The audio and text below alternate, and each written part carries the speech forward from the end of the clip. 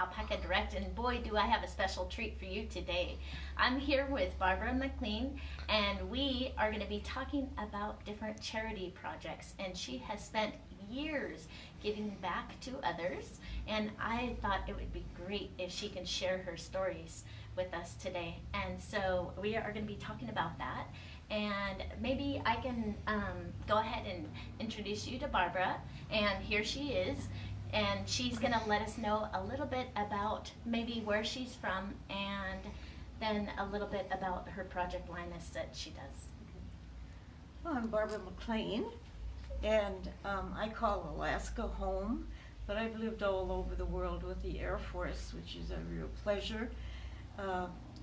And in that, I feel like I have a world of friends, and I just feel that one of the best things in my life has been what I was supposed to learned when I was going to school, was about charity. And charity is just love. That's what charity is, charity. And it can be with a family, it can be with the church, it can be at the grocery store, it can be anywhere, because we're all the same and we all have the same heart.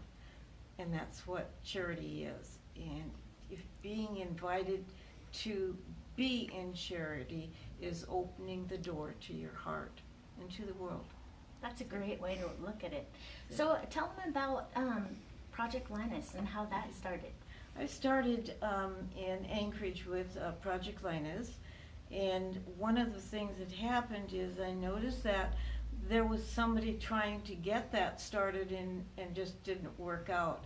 Well, there's so many hospitals in Anchorage that I just kind of trotted to all of them, and I worked at Providence for quite a while, and went to the peds and the newborns and areas and asked would they take these blankets and explain to them that it wasn't anything used, it was all brand new things. Very clean, and everybody was tickled. And so it's part of my chapter. I go from parts of Montana, Idaho, up to Canada, over to Wenatchee, and then Anchorage, Alaska. And all of that area is covered by Project Linus. And so when you're talking about the blankets, they're blankets that are knit, and they're projects that are actually quilted blankets, right? Yes. Yeah, and then how do you decide what children to give them to? And well, you just go up and talk with the nurses and see what their load is, and that's the best thing. And most of all, you figure out what the children like. At the hospital here at Kootenai, the nurses tell me that some of those patients that come in, they come in and they're walking down the hall. They're going to be put into a bed, and they'll say, boys will turn around, kind of talk on the side of the mouth and say, "He's got some of them blankets." And so we always do. And the ones that out at Shriners that they like the best are the ones that we do with strips, so it looks like a funny paper.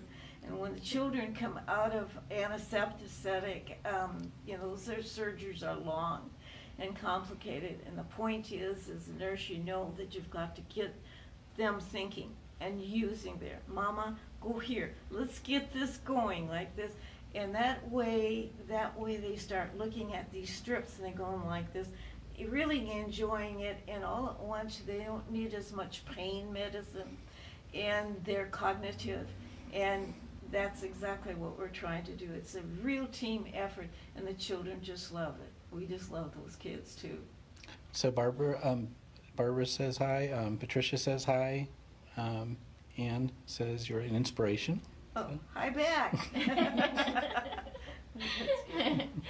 That's awesome. So can you tell them a little bit about your story from India, from when you went to Calcutta? Right. One of the efforts, I was stationed in the Philippine Islands, and my husband and I were a team, an Air Force team. It was the joy of my life. And he worked on getting the planes up, and I'm saying, you better put that higher than that, because I'm not going to look down on you. So, and I was the one that was on the planes. But one time we got an assignment to go over to India to check out the water supply and that type of thing in the embassy. And so when we got, the crew and I got everything done, we decided just to walk across the grounds on the embassy that evening. And as we're walking across the grounds, we noticed that the streets are littered with cardboard, and that's where people were going to be sleeping that night. But the thing is you just hear this little noise of, ooh, ooh, okay. And we got over to the where it should be a curb, and there was a little baby, and it looked like a little teenage girl with her arm over this baby, such as this. And she had just died. She was still warm, but that was her baby. And we took that baby and wrapped it up, took that to the orphanage, and the mother was taken over to the mortuary. And I often think about that part of the whole trip, was because it was probably the first dignity that little gal had, was to be cleaned up and to be buried. And I think that was probably the biggest dignitary she ever had. But the promise of her little baby going to have a life was really wonderful, because Mother Teresa was there that day with her little nuns, and she held this little baby up, such as this, with tears in your eyes. You just can't imagine this. And she said, this little baby will be, this little boy will be adopted out before the night is over. But the thing about Mother Teresa was this: you think of, she was not a beautiful person, and you're wrong, because when she looked down at this baby like this turned out to be the most beautiful woman I have ever seen. Aww. And she was doing God's work. And that little baby would have a life. One of the things that Mother Teresa said to me, she said, look on the wall, you see all these little pieces of paper, and what she had was, every time she had a thought, she would put that on and put it on the wall for the nuns that were in training, and also the ones that lived there, that they would take and digest what she was saying. And so many of those things that she has said are now on cards, and just everybody knows them, but that's where they start. And that's how she was training those nuns. It was something I'll never forget in all my life. And how beautiful it was among the really poor. And it was it. I felt like I had had an education way beyond what I already had. That's awesome. Well, I know that you were talking about the Vietnamese people from the Vietnam War, and you were sharing a little bit about that. Being a flight nurse, Air Force flight nurse, was hard work, but it was something that we owe our wounded, our beautiful guys, and to have them being put aboard. We'd fly, have at least 100 aboard, with a bay in front of them with straps like this of canvas. And we didn't have mortuary science at that time in our services, so we had body bags in front of them. So that in itself was hard to digest for those fellows, that many, I had 40 of them that during my tours that just didn't make it. But the point is there was some Vietnamese that were assigned, that were actually Americanized, and they were wounded, and they'd be put on too. But the little kids, their little kids, stood along the flight line waving like this, and that was that was really interesting to think that it wasn't just our kids that were doing, it was them too. And now you see a lot of Vietnamese around, and I always think, I wonder if you were one of them, so. That's very inspiring. So when we're talking to all of the people out there and we're thinking about what can we do to help them if they want to give back to people, what are ideas that we can give them? And I was wanted to share this book. This is from Barbara, and it's called The Promise of Charity, Let Love Guide the Way. It's by Father Ralph W. Betty. And it has a whole bunch of ideas in here about charities, different charities that are available out there. And I don't know if you can find this book on Amazon. It's by the Christian Appalachian Project. And I thought that was a great resource to keep in mind. And then if you had other ideas, what do you think about that? I think one of the things that we do here in this area is that we make sure that the facilities that are for the mothers who do not want to abort their fetus, that they're walking their walk at these areas, and we're supplying them with every month with extra blankets so that they're going to have, that little baby's going to have something more. And even baby bottles, the whole thing. And the counseling that they have. But there's always that warm gift of a nice little blanket, a little fleece blanket. And that's really important. That's important. That the community is working and to welcome these little, I'm looking at that little sweater way over there in the corner, and with all the buttons, and I think it's little things like that. You can sit down and get any kind of publication, and look at that. Isn't that cute? Isn't that just too much? Isn't that just too Yeah. much? Just a new mom who doesn't know how to knit would get this for a baby, their little baby girl. Wouldn't that just be awesome? Yes. It's awesome. It's giving of your heart, and it's giving for that baby. Welcome to the world. We want you. We You're love loved. you. We're going to help mom be a better mom, and that's what it's all about. Making the next generation just as fruitful as you are. Right, Yeah. right, and It's really trying to giving. give to Yeah. others. Yeah, I know one thing that I wanted to mention is Operation Christmas Child. I know that my brother-in-law, Uncle Bill, he is in charge of that. Really? And yes, Oh, he is. good. He's taken that on. He's retired now.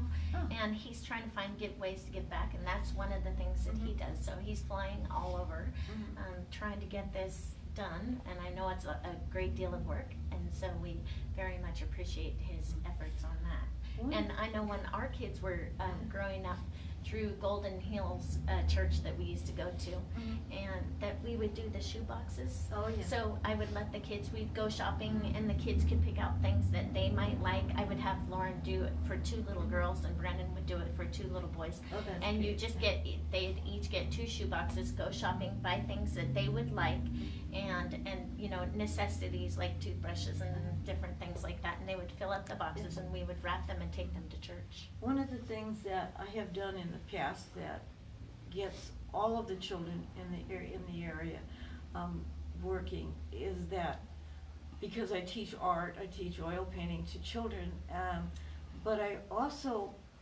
like to go to the schools and to their art classes and ask them to make a happy picture, and then when they get done, I'm going to take that and roll it up and put a ribbon on it, and the next load of blankets that are going to the hospital, 16 hospitals that this chapter serves, is going to have that picture in with a quilt, so that's why I said make it a happy picture, and these kids feel like they're really doing something, and you know what, they are. not only learning to do the colors and all of that, but mostly giving of themselves and recognizing that there's somebody else out there besides themselves, and that works out well. Yes, I think that's fantastic. So we had a couple of things that we were going to show today, and one of them was, I just knit this slipper last night. And this one is called Mrs. Hep Slippers, and what I designed these because I like the old-fashioned slipper. Yeah. But what I like about it is that feel the bottom of it. Oh yeah. Oh, That's a double knit bottom without double knitting. Isn't that cool? Oh, that's great. Yeah, That's the so pattern it's for all that? in one. Yes, I do. I do have the pattern for this. And this one it's knit all, you start at the back and you use Judy's Magic Cast On. So I was messing around here with the cast on because there are some people that were confused about the cast on. And so what it starts is 17 stitches on one needle and 17 on the other using Judy's Magic Cast On. And then what I do to make this I-cord, so these are knit stitches right here, I take it and bring it through. Okay, I bring the yarns through, and then I know that my index finger will load the bottom needle and my thumb will load the top needle. So I put that on there, and I don't have the stitch markers, but at this point what I would do is I would additionally cast on 3 more stitches, and then I'm cast on for knitting magic loop, right? So then I would come along and I would knit right along here and right along here, and then I would turn it and flip it as if it's a flat project and only do half of it back and forth. So it makes this loop that would go around this part of the slipper, and I'm going like this, like it's a big loop. Oh my gosh. And that's what makes it seamless. So a lot of the slipper patterns, when they have you make this bottom and then pick up stitches all the way along the edge, the only problem is it's on the inside of the foot, and it creates a bulky line that you have to step on. That's not that comfortable. So this is really super flat, and then it's just all knit in one piece. So when I'm done, I have one tail from here and one tail from here. That's great. Isn't that cool? Yeah, that's so cool. I just did the large size pattern, and I finished that this morning, and so we will be releasing that one. And then I also wanted to mention that we have this lovely class that's coming up, and it is by Megan Jones. And I don't know if you know Megan Jones. She's from the Spokane area, so she is local, and she's going to be doing this lace project. And it does lace on the right side and wrong side of the work, and it's for intermediate knitter. But it's a lovely class, and she's a fantastic teacher. And you know, her husband is he is a veteran as well, and he stays at home now because he had traumatic brain injury from his service. But they do very well, and they're a very super happy couple with, I don't know how many kids they have, but they're darling. She has some lovely, darling little kids. And last time I saw her, she was pregnant, so she has a new baby. And then I also wanted to mention this. This is from Kathleen Cuddley. And this is Malabrigo worsted, which is a merino wool that's hand painted. And this is done in honor of breast cancer awareness. And it's called Flames Cowl by Kathleen Cuddley. And it is a free pattern that is on Alpaca Direct too. You know the lace one over here? It wasn't too long ago that we were talking about that we hear about the troops coming back from needing help. But there's women warriors that are coming back, and their children, they remember that Project Linus had given their children a quilt and a blanket, and they said, we would like to have something. And we need the hug. And so they started here. Isn't it Women's Wounded Warrior? Yeah, Women and Wounded Is it Warriors. Wounded That's it. Wounded Women Warriors Project? Yeah. Oh yes. Okay. That was awesome. Yeah. That you would do that. We have several knitters that are knitting for this in our open knitting groups. That's awesome. That's awesome. Yes. So and then thank you for doing that. Oh my gosh, no, that's wonderful. Another thing that we had was the Knit Red that was for the teenagers who that are when you are at being It's the Red Scarf Project. yeah, the knit red. It's when you time out, when you turn 18. You know, when the kids are in the orphanage and they age out, they turn 18 or what have you. The resources for them are not as great. They haven't struggled. I mean, imagine our kids if they were 18 and we said, no more help for you. Took the thumb out of their mouth. Yeah.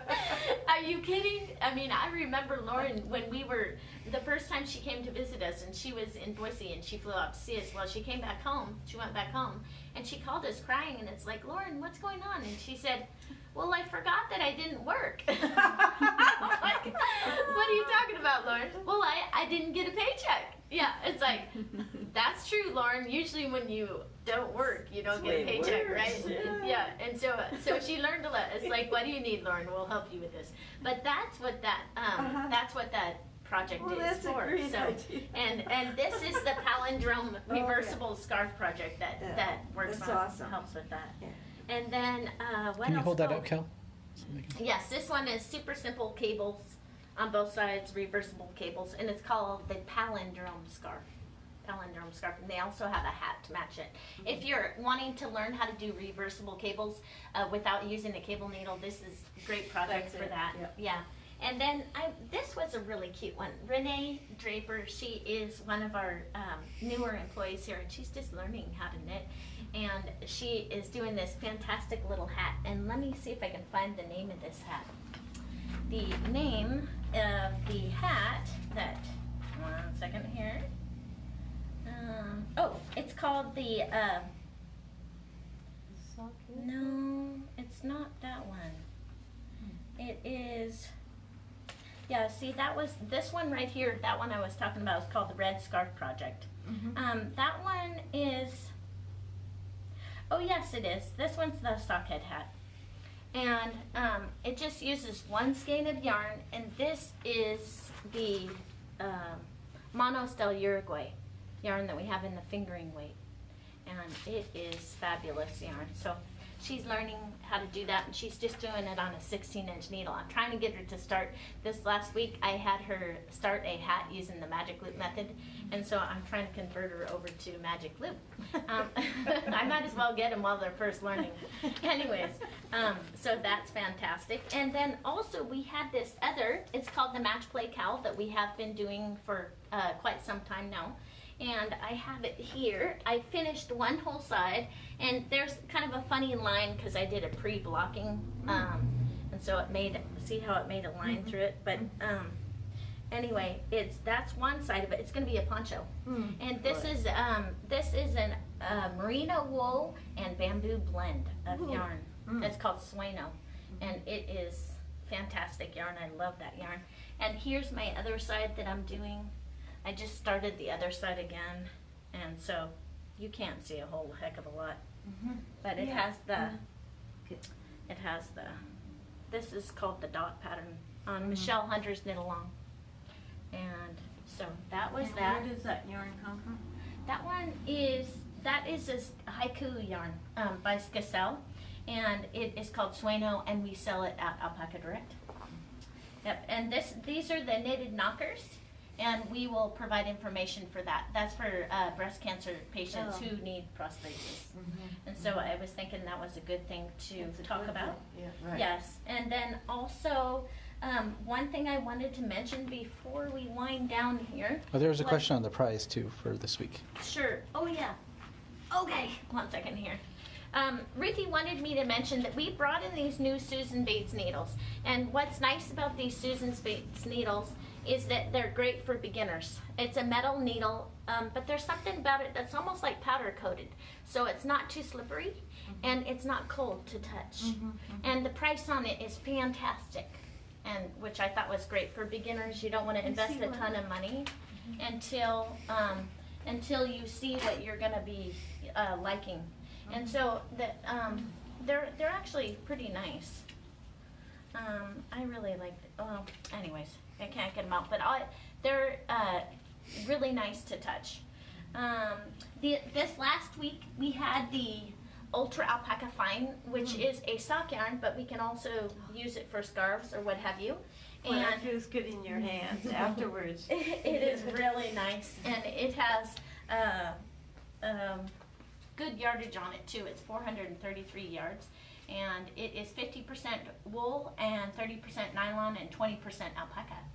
So the winner of this one was Fran Chapman Cowl.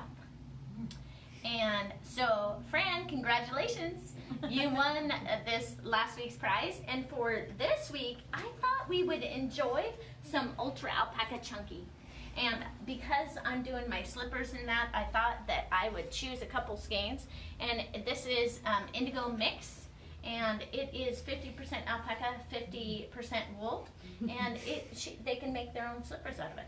Oh, so I thought great. that was kind of a neat prize for this week. And for all of you out there that want to enter to win for this week's prize, all you have to do is post comments in comment section. Let us know what you're working on. And if you can post pictures, we love pictures. We love to learn from you. So that is the prize for this week. And I think that we are, of course, focusing on ways to give back. And we are so excited to have Barbara here today and share with us her ideas about giving back and how her journey with giving back to others. And all of you out there, you have a great week. I will see you next week, and we will be talking about ways that we can use darning thread and the Sensa thread to make our projects even better. So I will see you next week at 9:30 a.m. You take care. God bless.